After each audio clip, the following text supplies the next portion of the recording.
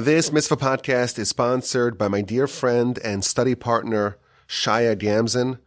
And when I asked him what he wants to dedicate it for, he said he wanted to dedicate it in my honor. I'm so touched by his kindness and by his friendship. Thank you so much for your support of Torch and the Torch Center and the Mitzvah podcast. And as always, my email address is rabbiwalby@gmail.com. We're up to Mitzvah number 117. And again, we just started the book of Leviticus.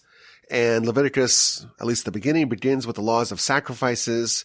And we get an interesting law related to all sacrifices, and particularly to the mincha, to the meal offerings. And that is a restriction, a prohibition against bringing leavened bread or any sort of honey in sacrifices. The things that are offered on the altar cannot contain leavened bread or honey. And when we talk about honey, it means, of course, bee honey, or it also means date honey or any other fruit extracts like nectars, things that are sweetened. That does not enter the temple and certainly not on the altar. Now, included in this is a restriction against adding to the incense. If you were to add a little bit of honey, the Talmud tells us that the smell would be materially and radically improved. And if you just add a little bit of honey to the concoction of the ketores, the incense, it would make the smell completely irresistible, as is the smell was heavenly.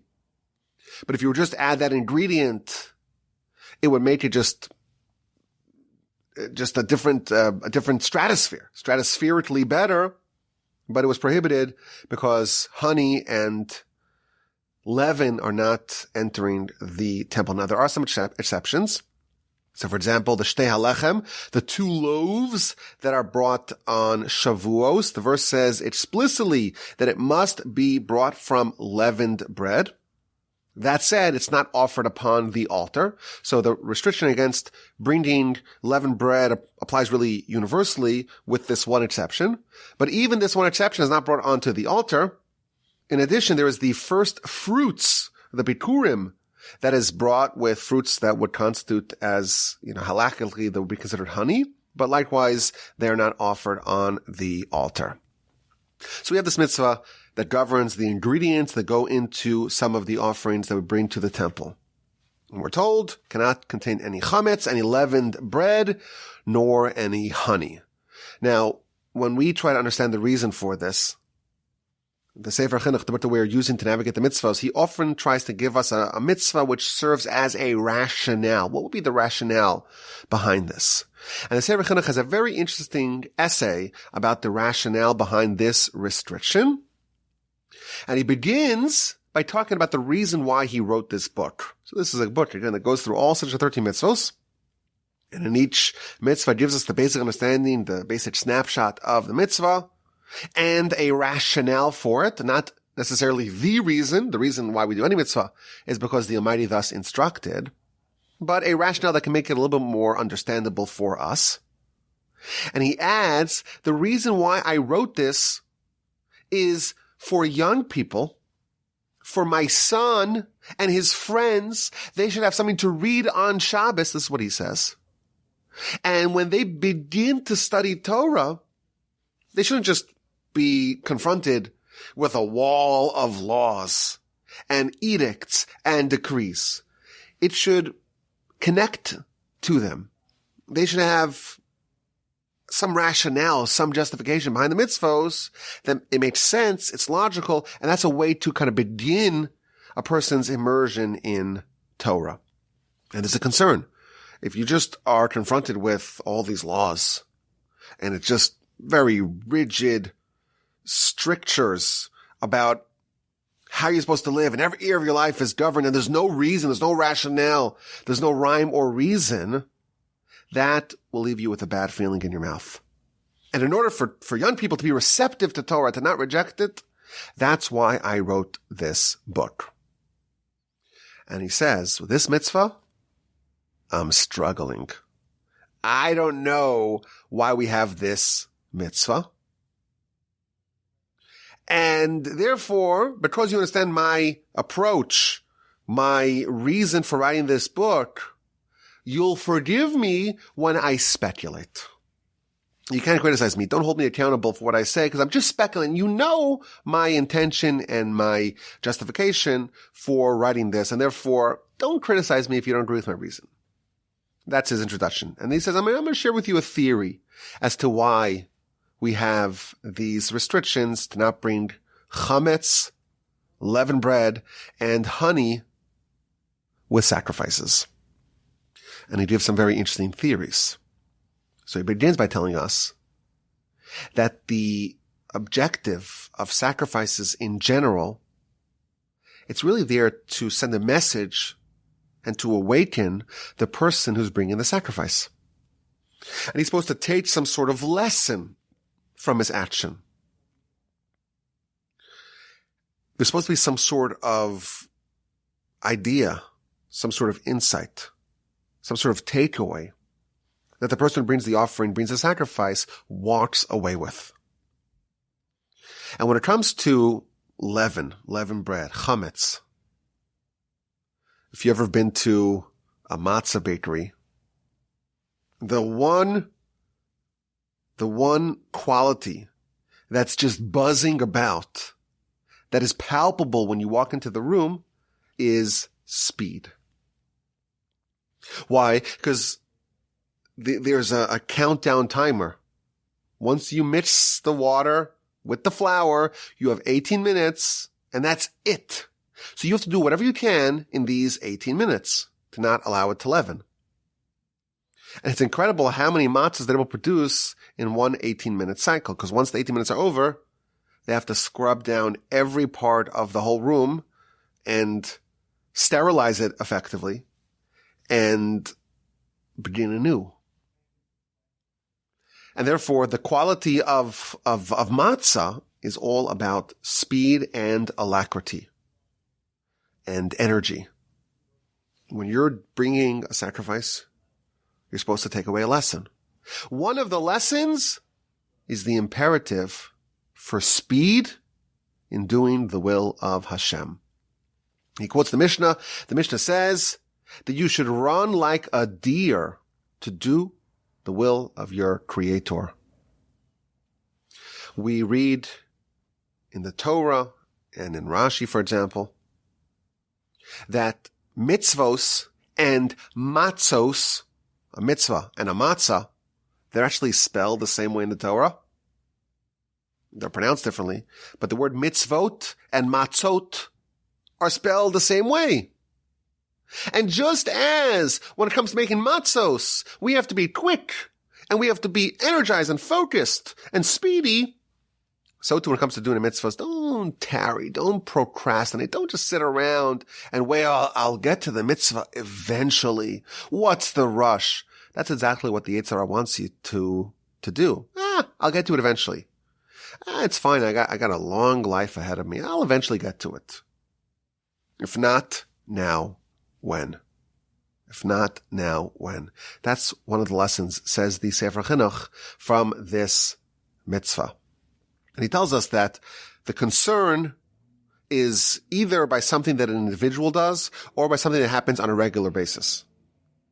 When it's something that's out of the ordinary, it's a once in a year phenomenon, and it's done by the public, then there's no risk of having this negative takeaway of being lazy and procrastinating. And therefore, the one time a year that there's a public meal offering, i.e. the Shtei Alechem on Shavuos, then it's okay if it becomes chametz, because then there's no concern that there will be an aura, an atmosphere of laziness and sloth and procrastination. But the showbread that comes on a regular basis, it's got to be made out of matzah. So that's the Sefer Chinuch's theory as to why there cannot be any chametz in the temple. Well, what about honey? Why is honey restricted? So he says, very interesting. When you want to punish a child, you tell him no candy. You can't have any sweets. Similarly, for adults sometimes have a weakness for delicacies, for junk food, and the gluttons fress and eat a lot of junk. And the Torah is trying to teach you a lesson on nutrition and proper diet. And therefore it's reminding you, avoid the junk. Don't follow your sweet tooth. Only eat healthy and nutritious food. And then he goes on to talk about the importance of good nutrition. He says, why are we eating? We're eating because we need strength. And the human body can only subsist if it has food, and if it has sustenance, and if it has nourishment. A thinking person, a wise person, would not eat for pleasure. Eating for pleasure is a very low level of pleasure seeking. If you're a thinking person, if you're sophisticated, you're going to find your fulfillment, your pursuit of pleasure should be on more ethereal, more elevated things. And therefore, this is again his idea. The Torah is telling us, you're bigger than that. You shouldn't be going after the cookies and the cake and the sweets and the junk. Disdained by the wise. That's his words. Physical pleasure is disdained by the wise. The wise people know that we're here to seek pleasure. But there are much more elevated pleasures. There's much more sophisticated pleasures, much more spiritual pleasures, intellectual pleasures, the pleasure of pursuit, of wisdom, of Torah, of God.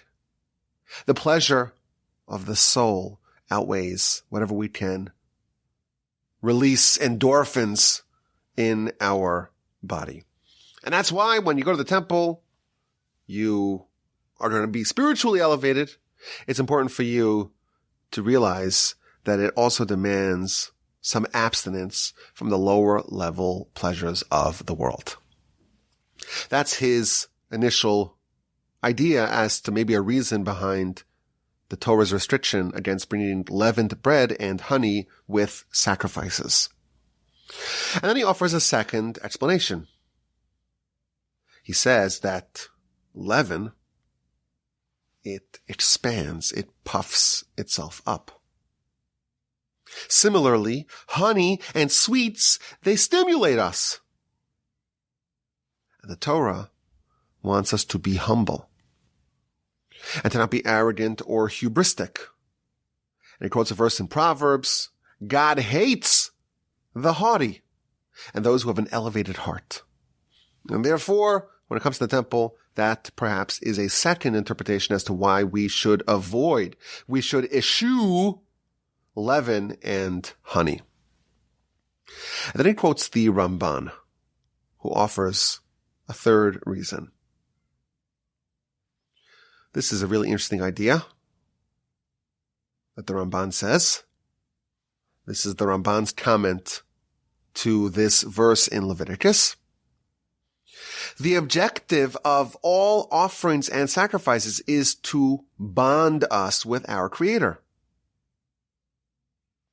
And therefore, when we bring offerings to the temple with the emphasis or with the focus, with the intention of trying to connect with our Creator, we should not bring things, elements, agents that are designed to alter the nature of the world. When you have a leavening agent, you're kind of saying, you're probably not saying this actively, but your deeds are saying, just the flour and water, that's not good enough. I need to have it expanded. I need to have more flavor. I have to add some sugar. And part of that activity is saying the way all natural is it's just not for me. What Hashem gave me is maybe a bit insufficient. Of course, the leaven radically alters the look of the bread. and the taste as well. And honey, it sweetens everything. And it injects some sort of artificial flavoring. Anytime you're changing the way Hashem made the world, it's a little bit of a indication that the way Hashem created the world is not completely perfect. Now, of course, we do add flavors to our food. But when you come to the temple, you should try to develop a greater sensitivity to this idea, and therefore you withhold anything that changes the nature of the Almighty's creation. This is a similar idea to why we're told not to graft different fruits together, not to mix different species together, not to interbreed different species together. Hashem gave us a world. And the second we try to materially improve it, it does smack a little bit of a lack of appreciation for the world that Hashem created us. Even though the Almighty created in the world the ability for us to manipulate it and to, so to speak, improve nature, and we're allowed to eat, tangerines or pineapples or all these fruits that are hybrids, we shouldn't do it. And certainly when you come to the temple, that should not be part of what you're offering to the Almighty. And he has another point. We know that the Almighty created the world with a certain equilibrium, with a certain balance. And he quotes the Midrash. The Midrash says that the Almighty initially wanted to create the world that it governs as per the rules of judgment. But then the Almighty saw that the world would not endure if it was governed solely by the attribute of judgment.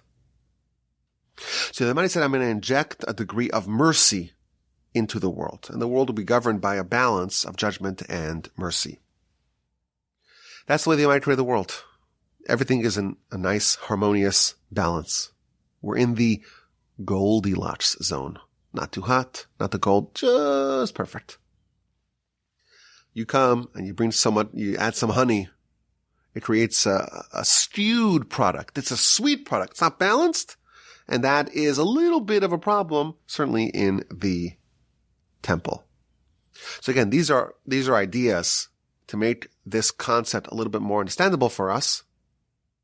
But the Sefer Chinuch is acknowledging this is not really the reason per se. These are some ideas to advance potentially ideas that we can use to understand this mitzvah, perhaps, and to take some sort of lesson home with us in the event that we are fortunate enough to bring a sacrifice and an offering to the temple.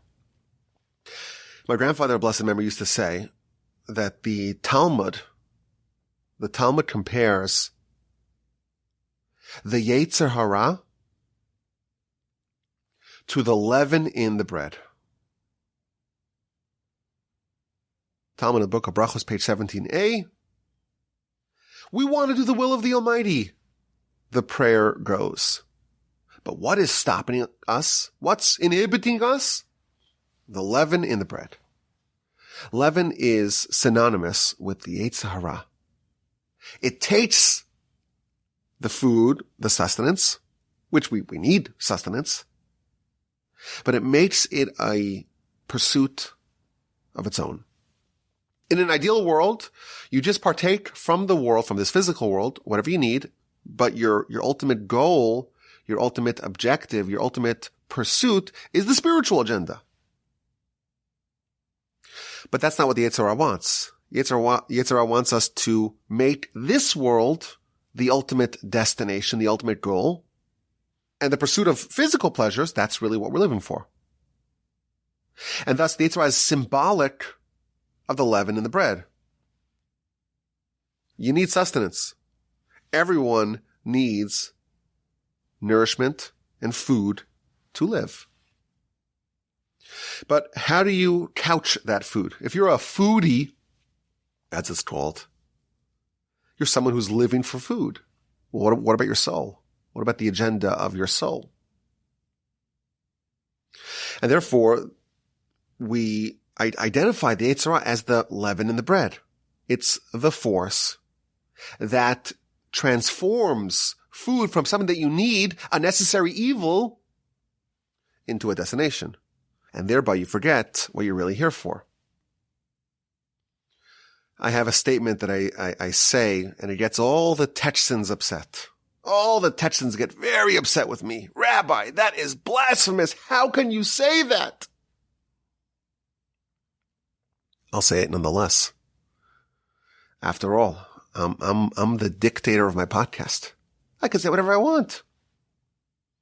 So if you're a Techson and you don't want to get upset, just plug your ears for a minute or two. I think that Buc-ee's is the Yetzer Hara. Here's why. Used to be, you were on a road trip. You have to get someplace.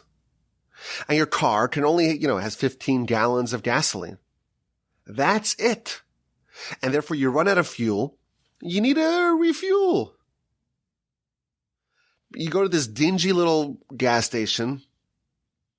And you're like, will I be shivved here? Is this a safe place?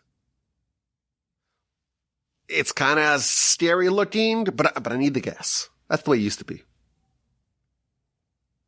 And then this Buc-ee's guy, they put up signs 150 miles ahead of the Buc-ee's that there's a gas station in 150 miles. And my kids love going to Buc-ee's. That's a destination. They took a gas station, which you need, it was just like a necessary evil, and they turned it into a destination. That is the Yetzer Hara. We're here. We're trying to get someplace. Where are we going? This world's a corridor. It's a corridor before Olam Haba. And in the corridor, you need to be fed. You need to be fueled. And you need to have a certain amount of food, a certain amount of water, a certain amount of physical needs met. And you continue along your journey. Comes along the Yetzer Hara and says, no, it's the physical needs. That's what you're here for. It's a destination. That is the goal. So Buc-ee's is the embodiment of the Yetzer Hara. Now that all the Techsons are upset at me, and all the people who are not from Texas are just mystified by what I just said, Google it. Buc-ee's, Buccees. Now that I made everyone upset, we can explain the idea. The Yetzer Hara, what it wants us to do is to make a platform out of this world. The whole year, and certainly when you go to the temple, it must be eschewed. But there's one day a year that it's fine to bring chametz to the temple. And that is on Shavuos, with the shtei lechem, with the 2 loaves. And the reason why is because on Shavuos, we're not worried about the Yetzer Hara. On Shavuos, we got the Torah. And the Torah is the antidote for the Yetzer Hara. And if you have the Torah, the Yetzer Hara can't do any damage to you. And therefore, the one day a year where you have the prophylactic against the Yetzer Hara, it's okay to have the shtei halechem, the 2 loaves offering, have some chametz in it. But that's a nice idea to explain this principle that we read in the Torah. There is a restriction, a prohibition against bringing chametz and honey into the temple. Of course, we hope to be fortunate enough to bring sacrifices and offerings in the 3rd temple. May it be rebuilt speedily in our days. And now we have some reasons, some ideas that can be practical for us, even if we don't have a temple and we don't have the ability to bring sacrifices. The principle, at least the various ideas that were offered from the Sefer Chinuch, from the Ramban, from my grandfather Basa memory, that can be useful for us as well in our lives.